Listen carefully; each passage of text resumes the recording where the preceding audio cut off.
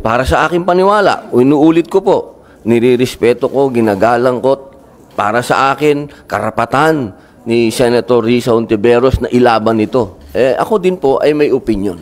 At yan ang opinion ko. Noong lahat ay tahimik na lumaban, lumaban yan. Para sa akin, deserve niya yun. Deserve niya ang aking suporta na mapunta siya sa korte, sa judiciary.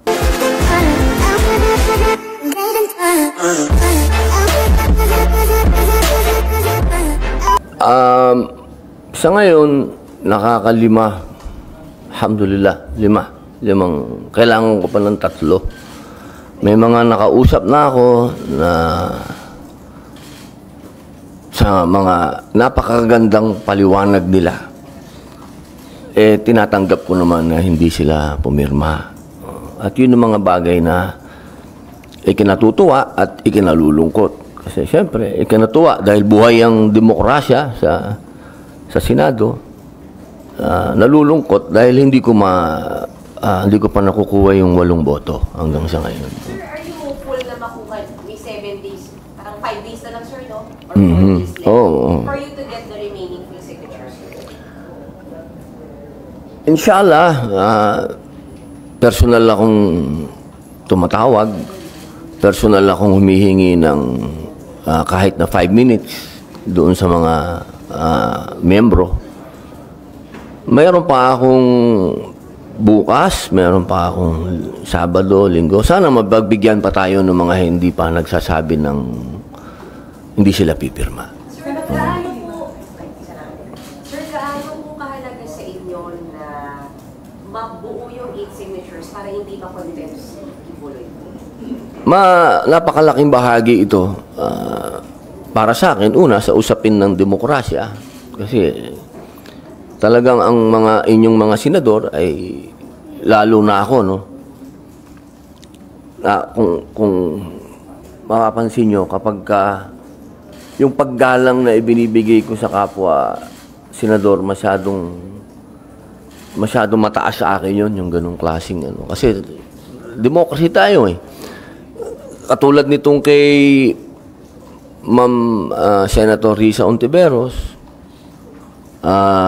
sa malalim na pagpupugay at paghingi ng paumanhin sa kanya, ako talaga nakikiusap lagi sa kanya at humihingi ng paumanhin kung ako'y sumasalungat.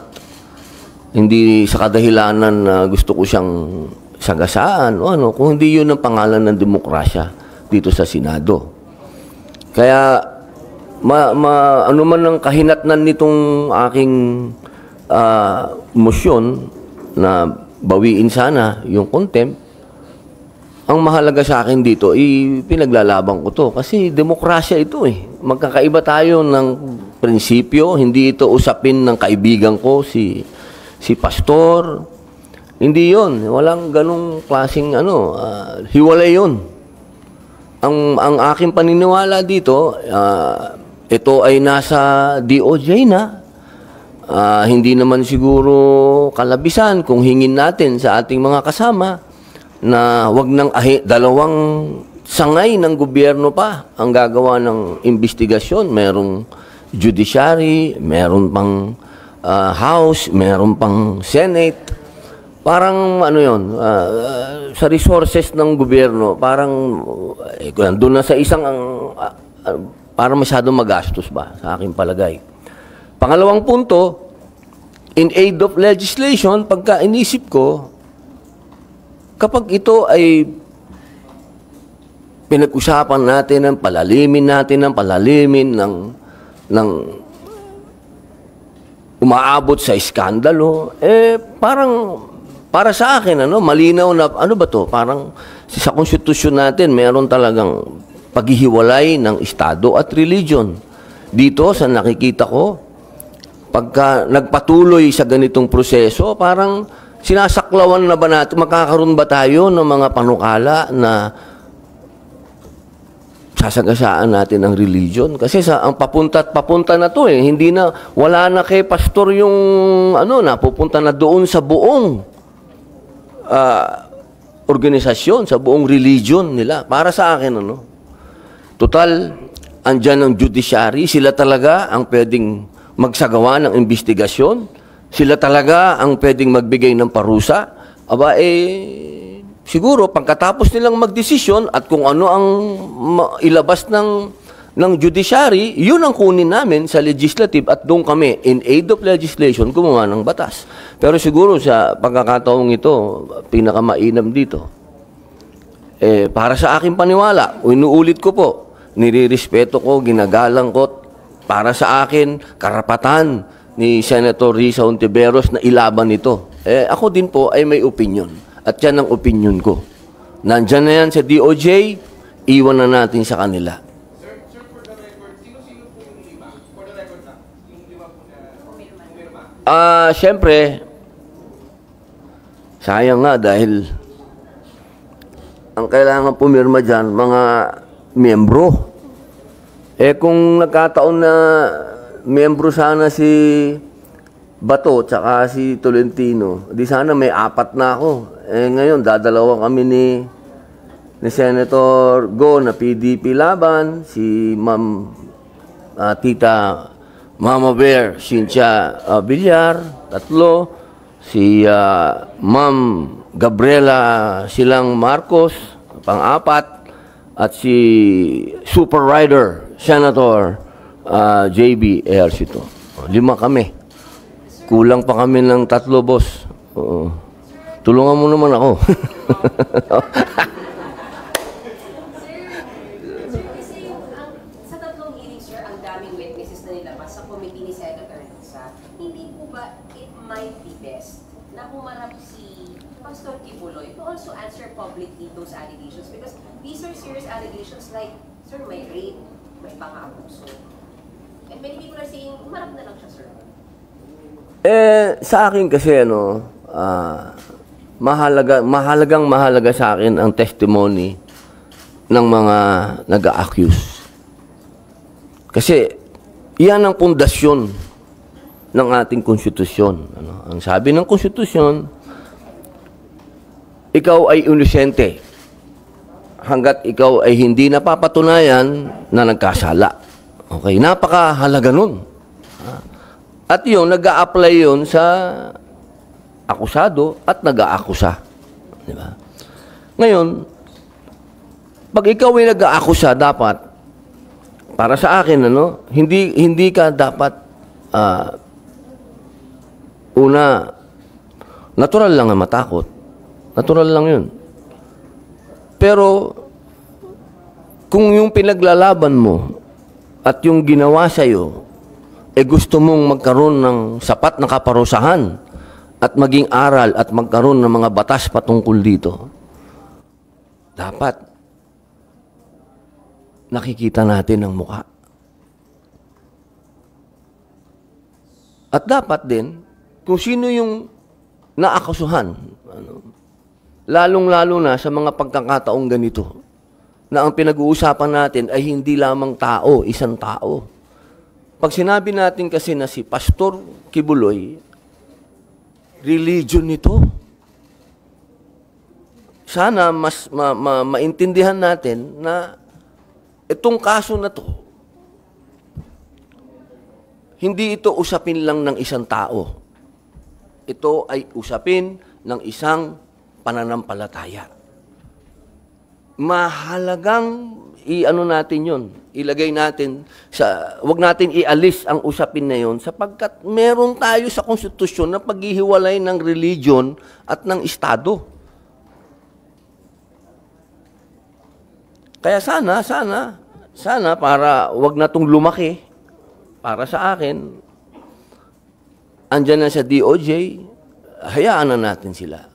Sila na, antayin natin kung ano ang kanilang desisyon, anong findings nila, kung ano ang ipaparusa, kung may nagkasala. Then from there, doon tayo gumawa ng in aid of legislation. Wala tayong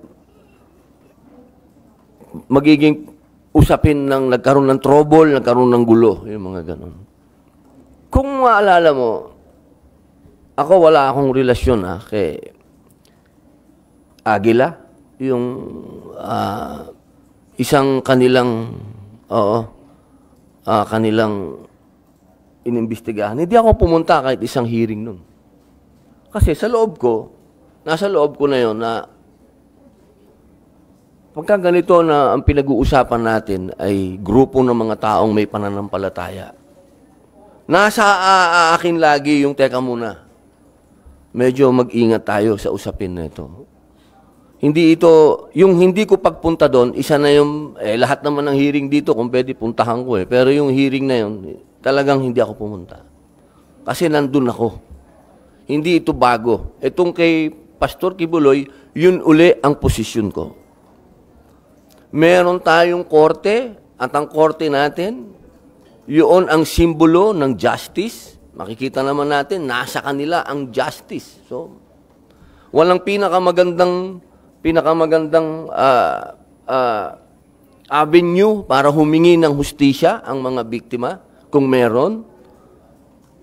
He said, hustisya dito sa mga judge na pwedeng magbigay ng kanilang hukom.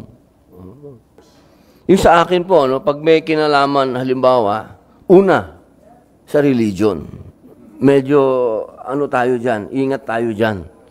Pagdating sa ganyang usapin, merong korte. May korte tayo para magawa ng kanilang paglilitis para sa akin. Tayo, nandito sa Senado, pag-usapan natin yung mga bagay na talagang may kinalaman at makakagawa tayo ng mga batas na sa palagay ko, unang-una ekonomiya natin. Unahin natin yun. Sir, last na lang, sundot lang. Paano yung tinatanggap yung mga backlash, yung mga negative comments sa inyo sa social media dahil siyempre yung pagkampi nyo kay Pastor Kibuloy na controversial at hindi naman lahat ng milyong Pilipino ay naniniwala na siya ay inosente. Oo, pero masyado namang diretsahan yung kumampi. Hindi man ako kumampi, tol. Ito naman, masyado naman panghuhusga yan. Isa ka dun, Oo. Masyado mo akong hinusgahan. Ang tawag dyan, demokrasya. Pagkampi sa bilib pa naman ako sa balbas mo. Ikaw talaga, akala ko naman, kaisa kita. Hindi, ano yan, democracy. Democracy, meron akong mga, katulad nung kinausap ko si Ma'am Risa, meron tayong mga personal na dahilan, pare, na pag sinabi ko sa public, kasi lagi sinasabi ng publiko, hindi man lang niya sinabi kung ano yung dahilan niya. Basta sinalungat niya yung sinabi na yung contempt. May mga bagay kasi na pinag-usapan namin ni Ma'am Risa na para sa akin, yun ang sinabi sa akin ng imam ko Naging un-Islamic ako nung first hearing. Kasi hindi ko nasabi sa kanya na ang posisyon ko ito. Bigla lang ako nagsalita. Kaya nung pangalawang hearing, humingi ako ng 1 minutong suspension. Nagpaalam ako sa kanya na ito ang posisyon ko. Personal ko to. Ito ang aking paniniwala. Buong paggalang sa'yo. Hindi ako yung klase ng tao na mag-grandstanding sa hearing at pagiging chairman ni Ma'am Risa. Aagawin ko sa kanya. Ayokong mang sapaw dito. Kapag meron ng tinatanong kayo sa aking media tungkol sa ibang committee, ang lagi kong sinasabi, teka, hindi ako spokesman ng committee na yan, nakakahiya doon sa chairman. Kasi ayokong mang-agaw. Hindi ko naging ugali yun. Ngayon, kung ang tao, sinasabi mo na kinakampihan na, mabihira naman yung kinakampihan. Demokrasya, tol. Meron akong sariling dahilan Ang sarili kong dahilan para sa akin, nagiging biktima si pastor kasi nilabanan niya yung NPA. Yun ang sarili kong wala tayo, hindi deserve para sa mga mata ko ng isang tao ang tingin ko bayani sa pakikipaglaban niya sa komunista na naging kasama ko ganitong klase, papayagan ko, maiskandalo. Teka muna. Nasaan ang utang na loob natin sa serbisyo ng taong ito na inalay niya sa paglaban sa komunista? Yun ang personal kong dahilan. Hindi ito usapin ng pagkakaibigan. Kasama ko tong taong ito. Noong lahat ay tahimik na lumaban, lumaban yan. Para sa akin, deserve niya yun. Deserve niya ang aking suporta na mapunta siya sa korte, sa judiciary. Yun. Hindi ako naniniwala na in aid of legislation, makakagawa tayo ng mga bill ngayon na maapektuhan ang kingdom. Religion yan. Yun, pare ko. Sana naintindihan mo na to. Lambihira, kampi-kampi naman to.